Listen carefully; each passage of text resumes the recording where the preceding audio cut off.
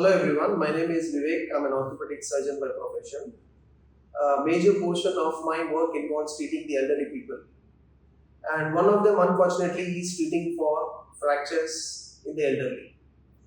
Almost all the injuries which I see in the elderly people happen at home or around the home. Is a domestic surrounding. Few things commonly associated with falls are weak bones, weak muscles. Their ability to balance is reduced.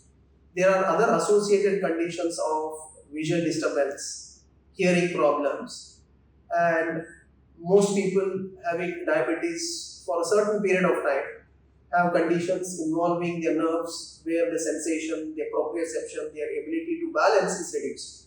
So all these factors, in one way or the other, lead to falls.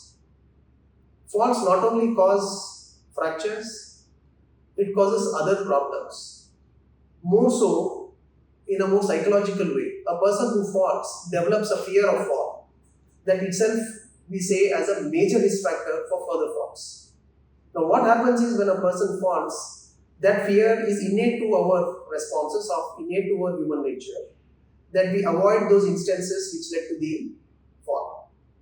By doing this, a person's capacity, his ability to do work reduces, which in a way kind of attributes to loss of balance and in muscle function. Another aspect of falls leading to fractures, which we very commonly see among elderly women, is osteoporosis, where the bones' strength, their ability to sustain forces is reduced. There are many physiological conditions which maintain the strength of the bones, and at menopause there is a sudden change, and for women that leads to osteoporosis.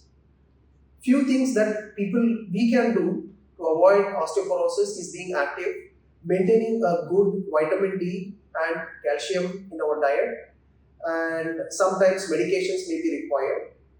And beyond certain point, osteoporosis can be a major risk for developing fractures, and that can be identified by certain tests which has to be done by a physician, by a doctor. Once it is done, there are very effective, very safe methods of overcoming this osteoporosis. As we all discussed, sometimes falls are inevitable. Even if a situation arises where a person loses balance and falls, it should not lead to a major injury, it should not lead to a fracture.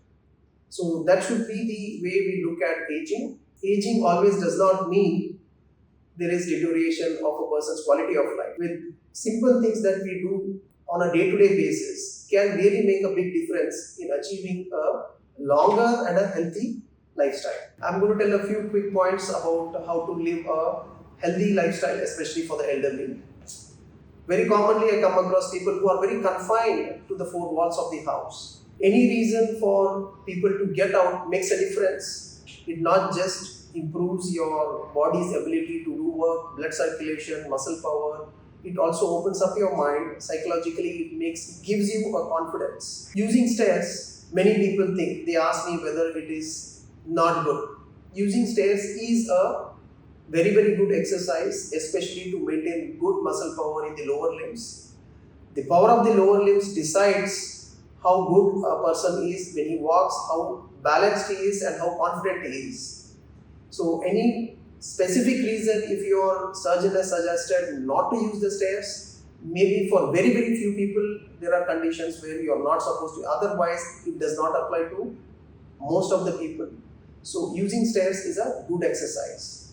For any reason, if a person is able to improve upon his activities, will make a big difference on a longer run. Being socially connected with people around in the community, not just as a part of exercise, but it's a more fulfilling kind of an experience for majority of the elderly people.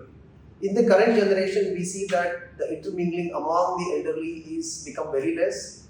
They have become very much homebound, which adds on to its own medical aspects as well as psychological issues. So break free, be open, go out, go to the nature. It really gives a lot of benefit.